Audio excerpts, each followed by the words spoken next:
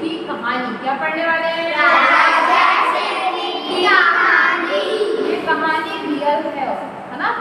ऐसा नहीं है कि हमने सोचे एक लड़का था, ऐसा था वैसा था और मन से बना दिया। ये रियल कहानी। अपन भजन में गाते हैं ना, राजा श्रेणी पहुंच गए द्वार के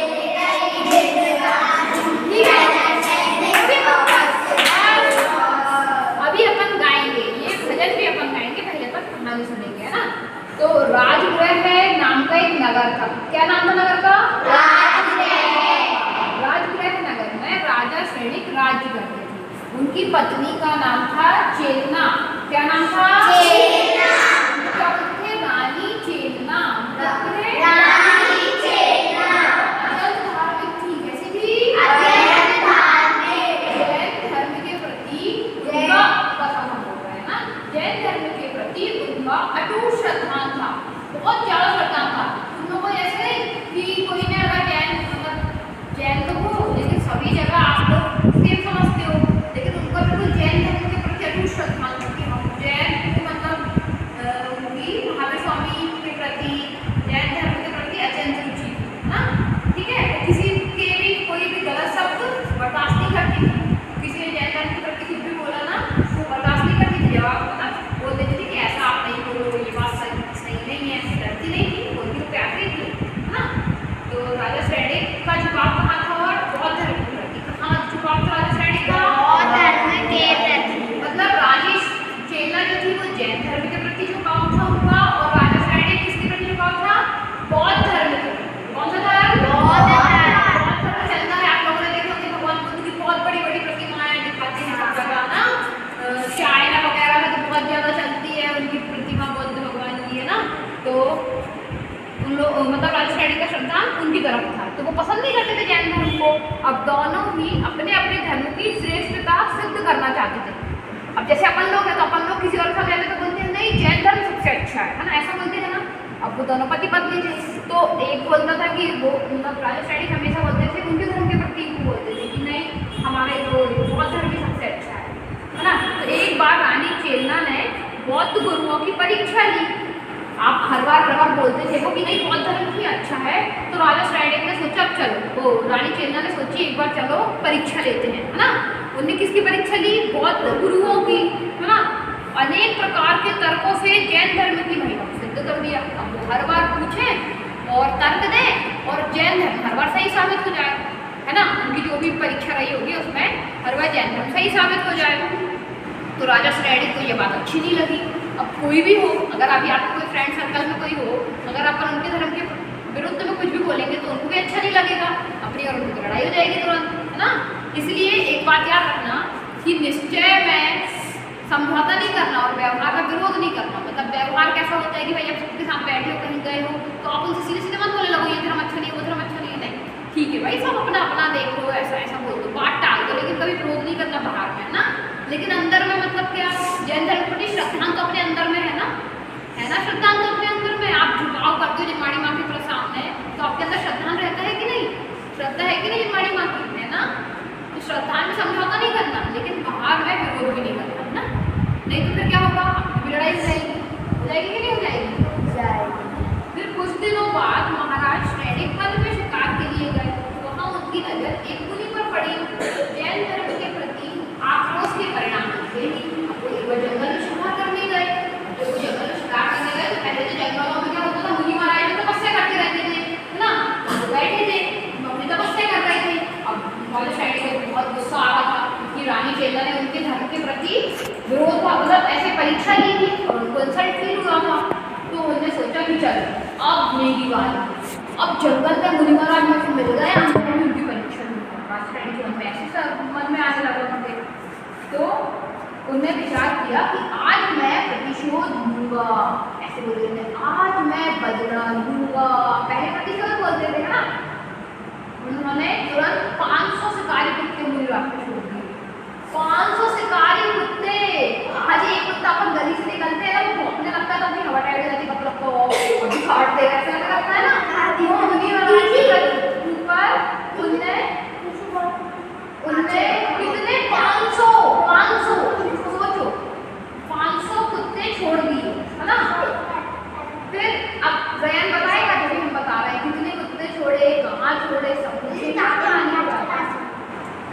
मुनिराज के दिव्य प्रताप से कुत्ते सहज शांत होकर उनके चरण कमल में जाकर बैठ गए।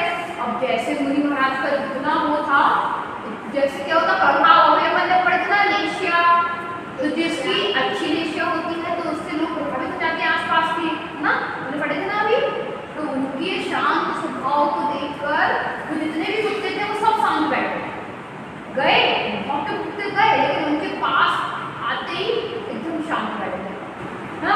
फिर यह देखकर राजा श्रेणी को और गुस्सा आया। सोचे अरे कुत्तों को मैंने भेजा और ये शांत बैठ गए, और देर गुस्सा आ गया। उन्होंने कुपित होकर तीव्र कसाय भाव सहित एक मरा हुआ सर्प मुनि महाराज के गले में डाल दिया। वहाँ कोई जंगल तो ठहरा, हमारा कोई सर्प डला होगा, तो उन्होंने लिए वो सर्प को मुनि महाराज के गले में डाल दिए। गुस्से में थे। इस कार्य से अत्यंत संक्लेश परिणाम पूर्वक उन्होंने 7वें नरक में जाने को आयुबंद कर दिया। जब अपन पाप काम करते हैं ना, कोई भी पाप कार्य अपन करते हैं, उसी समय अपन अपना ऐसा जिस गति में भी जाना है अपन उसका भुगतान से, मतलब जैसे अपन ने कभी कोई बहुत गलत काम किया ना और बिल्कुल अच्छे भाव ऐसे किया अपने करे अच्छा करे ऐसे भाव से अपन करते हैं ना, तो तुरंत अपना कर्म बन जाता है। तो उनको सीधे 7वें नरक बंद हो गया, 7वें नरक जाना। जैसे उनको इतने गुस्से में सर्प डाले मुनि महाराज के गले में, तो उनको 7वें नरक का बंद हो गया। फिर इस कार्य से हो गया उनको, ठीक है। फिर राजा श्रेणी जंगल में से वापस लौटकर अपने कामकाज में लग गए। 3 दिन बाद उन्होंने इस घटना के बारे में रानी चेला को बताया। और जैसे अपन हैं, अपन पिकनिक पे गए थे है ना, अपन लोग घूम के आ गए, 3 दिन हो गए, अपन कोई घटना हुई थी तो अपन अपने घर में जाकर शेयर करते हैं। 3 दिन बाद अपन को याद आई, तो ऐसी राजा श्रेणी ने 3 दिन बाद रानी चेला से बात अपनी शेयर की कि ऐसा हुआ था और मैंने मेरी गले में सर्प डाल दिया। तो क्या बोला उन्होंने कि रानी ने कहा महाराज आपने ये क्या किया। जैसे रानी चेला ने सुना तो एकदम दंग हो गई, अरे महाराज आपने ये क्या किया, आप अपनी ही दुर्गति का कारण बना लिया। राजा श्रेणी ने कहा तुम शोक मत करो, वह पाखंडी साधु तो सर्प फेंककर कब का चला गया होगा। रानी चेला को लगा कि अब तो आपने कितना सारा, अब जैसे अपन किसी को देखते हैं अगर कोई किसी पशु को मारते हैं तो अपन को दया आती है ना, ऐसे लोग हैं ये अपने आप को मार रहे हैं, इनको दुर्गति में जाना पड़ेगा, फिर कहा जाता है ना। ऐसे रानी चेला के मन में आया कि अरे राजा श्रेणी आपने क्या किया, अपनी ही दुर्गति मान ली।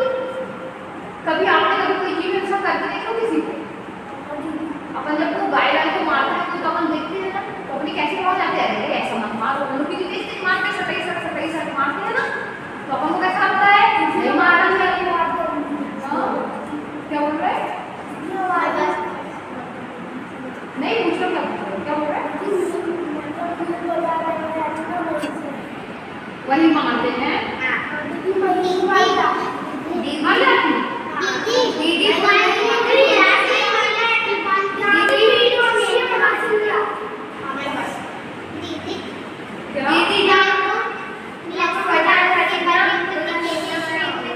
क्या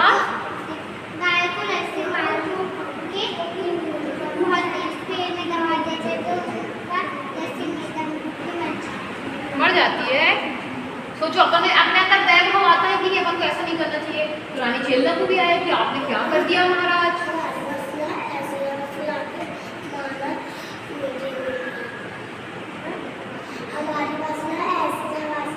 अच्छा, तो अपने अंदर दया भाव आता है ना कि मुर्गियों को आप नहीं मारो, आता है ना, ऐसा लगता है ना कि ये लोग जो मार रहे हैं वो दुर्गतियों में जाएंगे, लगता है ना। हाँ, अपन को मत देखा करो उस तरफ, अपने अंदर ऐसा रखना तो दया भाव आएगा। चलो अब आगे कहानी सुने अपन। तो चेला ने कहा महाराज ये आपका भ्रम है। वाली साइड ने क्या कहा कि आपको लग रहा है वो तो अभी तक साधु कब का सर्प को छोड़ के रुक गया होगा, अपन होते तो अपन रुक जाते, लेकिन जो मुनिराज होते हैं ना वो सर्प से अगर उनके ऊपर कोई उपसर्ग आता है ना तो वो उतना ही आत्मा की साधना में लीन हो जाते हैं। वो ऐसा नहीं है कि सर्प फेंक के दूसरे को साधना करने बैठ गए, ऐसा नहीं करते लोग, उपसर्ग को सीखते हैं, बोलते हैं कि अब हमारी उपसर्ग हमारे कर्म काटने के लिए आए हैं तो हमको अपने कर्मों को काटना है ना। आप लोगों को बताया ना कर्म सिद्धांत कितनी बार, है ना, बताए ना। तो साधु अपने ऊपर कर्म का आवरण समझते हैं तो और फिर उपसर्गों को सहते हैं, ठीक है। तो चेला ने कहा महाराज ये आपका भ्रम है, यदि मेरे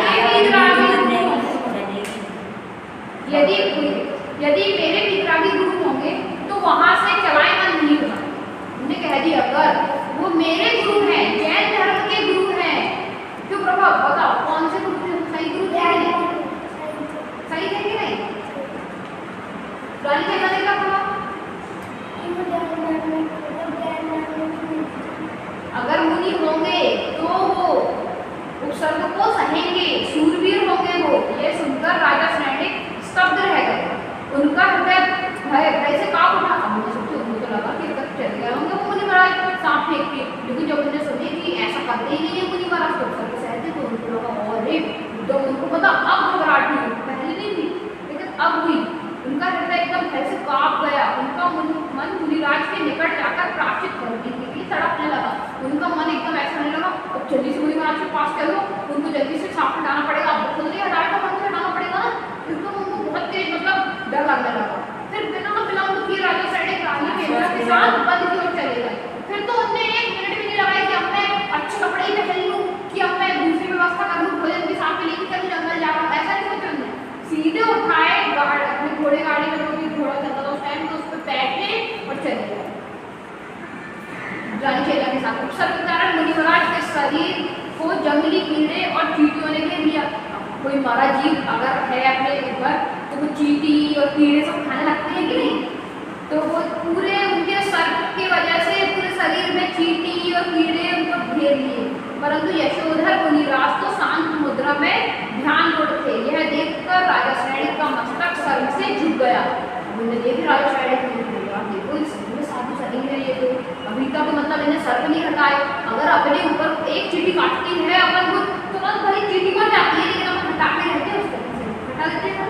और सोचो उनके शरीर में कितनी चींटियां नहीं, कितने कीड़े ने आनंद, और वो सह रहे हैं शांति से, वो काट रहे हैं अपने शरीर को और वो सह रहे हैं। एकदम यह देखकर राजा सैनिक का मन सर्व से झुक गया, मस्तक सर्व से झुक गया, उनका हृदय में भक्ति रस उमड़ पड़ा। अहो धन्य मुनिराज, धन्य भीतराग धर्म। राजा सैनिक ने अश्रुपूर्ण नेत्रों से मुनिराज के गले में पड़ा हुआ सर्प निकालकर उपसर्ग दूर किया। फिर राजा सैनिक ने खुद ही सर्प निकाला और उपसर्ग दूर किया। उपसर्ग दूर हुआ जानकर मुनिराज ने ध्यान पूर्ण किया। अभी तक ध्यान पूर्ण नहीं किया था, लेकिन जैसे सर्प हटा तो समझ गए कि अब उपसर्ग मेरा टल गया है। उसके बाद उन्होंने अपना ध्यान पूर्ण कर दिया और वो उड़ गए ना। उपसर्ग मुनिराज ने ध्यान पूर्ण किया। जब नेत्र खोले तो अपने समक्ष उपस्थित दंपति को देखा। यद्यपि राजा सैनिक ने उपसर्ग किया था और रानी खोले तो मतलब उनको पता था मुनिराज को कि राजा सैनिक ने उनके ऊपर उपसर्ग किया है और रानी चेतना की प्रेरणा से उपसर्ग दूर हुआ। यह सब जानकर भी मुनिराज ने दोनों को समान भाव से धर्म वृद्धि का मंगल आशीर्वाद और मोक्ष मार्ग में चलने का उद्देश्य दिया। मतलब ऐसा कि अपने साथ कोई गलत काम करो, अपने अंदर कितनी जल्दी टूट जाता है, तुमने मेरे साथ ऐसा किए हो, और उसने अच्छा किया है तो अपन उसको बोलेंगे लेकिन तुमने तो अच्छा किया। लेकिन मुनि महाराज के अंदर बिल्कुल साम भावना थी। उन्हें ना राजा सैनिक को क्रोध दिखवाए, ना रानी चेतना पे, दोनों के प्रति उनके कैसे भाव थे, एक समान, सबको उनने जीवात्मा देखे, है ना। उन्हें ये नहीं थी कि इसने मेरे साथ ऐसा किया, उसने उनने तो सोचे ये मेरे कर्म का उदय था। उन्हें दोनों को समान भाव से देखे। आपसे पूछेंगे ये सारे क्वेश्चन, कैसे भाव से देखे, क्या सोचा, ध्यान से समझ जाना, ठीक है। फिर यह सब जानकर मुनिराज ने दोनों को समान भाव से धर्म वृद्धि का मंगल आशीर्वाद दिया, है ना। फिर राजा सैनिक को मन ही मन आत्मग्लानि हुई।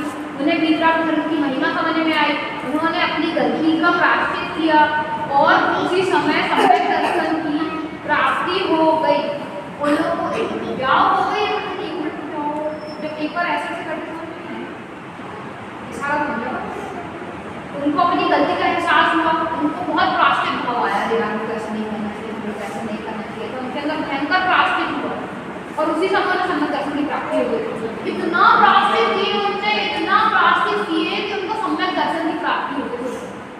अपन ने क्या भी किया इतना प्रायश्चित, अपने अंदर तो इतनी प्रायश्चित की भावना भी नहीं आती, उनके अंदर इतनी प्रायश्चित की भावना थी कि उनको सम्यक दर्शन की प्राप्ति हो गई और उनको 7वें नरक का आयु बंद घटकर पहले नरक का हो गया।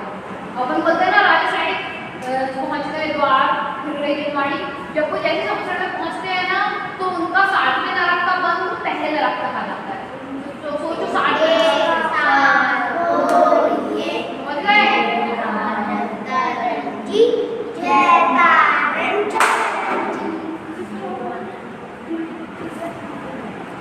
सोचो 7वें नरक में कितना दुख होता है और पहले नरक पे आ गए हो। पहले नरक में भी उतना ही दुख, लेकिन 7वें नरक में सबसे ज्यादा इतना दर्द होता है, इतनी भूख प्यास सब कुछ लगती है नरकों पे, लेकिन एक खाने के लिए एक कड़ भी नहीं मिलता और पीने के लिए कोई पानी भी नहीं मिलता, इतनी वेदना रहती है नरक में। अपन को भी प्यास लगती है तो बस रहा नहीं है, अपन चले जाते हैं ना सट से उठ के, दीदी हमको प्यास लगी घर चले जाते हैं, जाना है घर चले जाए, ऐसा बोलते हैं। राजा सैनिक ने सोचो 7वें नरक से इतना प्रायश्चित किया कि पहले नरक को बंद कर दिए, है ना। और उसके बाद क्या बनेंगे वो तीर्थंकर, इतना कि आश्रित के भाव से वो अपने पूरी कर्मों ने कम कर लिए है कि नहीं। चलो अब हमारी बारी, अब हम क्वेश्चन पूछेंगे। अब पहले एक स्क्रीनशॉट कर लो कि किसी के प्रति भेदभाव रखने से दुर्गति में जाना पड़ता है। तो आप लोग बताएंगे, ठीक है। राजा सैनिक ने मुनिराज के गले में सर्प डालने की घटना रानी को कब बताई? 4 दिन बाद, 5 दिन बाद, कितने दिन बाद? 4 दिन बाद। अब से खाना खाना है आपको, ठीक है। यशोदा मुनिराज ने आशीर्वाद दिया, केवल रानी को दिया, केवल राजा को दिया, या फिर दोनों को दिया? समान भाव से दिया ना। जगह पे बैठो बेटा, सिर्फ हाथ उठाना, ठीक। मुनिराज का उपसर्ग हुआ पाप के उदय से, पुण्य के उदय से, या दोनों के उदय से? मुनिराज के पाप का उदय था कि पुण्य का उदय था? पाप का उदय था कि नहीं, तो उनके उपसर्ग हुआ। राजा सैनिक ने जैन मुनि को कहाँ देखा? भवन में, मन में, गगन में, या वन में? वन में, है ना। राजा ने प्रतिशोध खालिस्तान शिकारी कुत्ते मुनिराज पर छोड़ दिए। कितने थे वो शिकारी कुत्ते? यशोदा मुनिराज कौन सी मुद्रा में ध्यान करते? कैसी मुद्रा में बैठे थे? शांत ध्यान मुद्रा में, है ना। दिगंबर मुनि ब्लैंक सहने में शूरवीर होते हैं। क्या सहते हैं मुनि? राजगृह नगर में राजा कौन सा राजा राज्य करते थे? मुनिराज का उपसर्ग कैसे दूर हुआ? अब हाँ बोला, हाँ बताओ कैसे दूर हुआ? तेज बोलो, आवाज कैमरे पे आनी चाहिए। किसी और से पूछो। हाँ बताओ, जब सांप फूट गया था, आवाज तेज करो। गले में से जब सांप फूट गया था तो उनकी यातना बंद हो गई थी। और कोई बताओ ना। क्वेश्चन रिपीट करो। क्वेश्चन है कि मुनिराज का उपसर्ग कैसे दूर हुआ? हाँ बताओ कैसे दूर हुआ? उनने सर्प हटा दिया तो दूर हो गया उपसर्ग। इतना बताने में कितना सोच रहे हो हैं? रानी चेतन राजा सैनिक से मुनिराज के बारे में क्या कहा? कैसे पता करोगे? आपने क्या कर दिया? आपने ये क्या कर दिया? तो उनने बोली कि वो तो कोई ढंग ही होगा, अभी तक उठ के चला गया होगा। तो उनने क्या बोला रानी चेतन ने? नहीं उठते, वो शूरवीर होते हैं। जैन मुनि उपसर्ग को सहते हैं। राजा सैनिक ने कौन से परिणामों से कौन सी आयु को बंद कर दिया? 7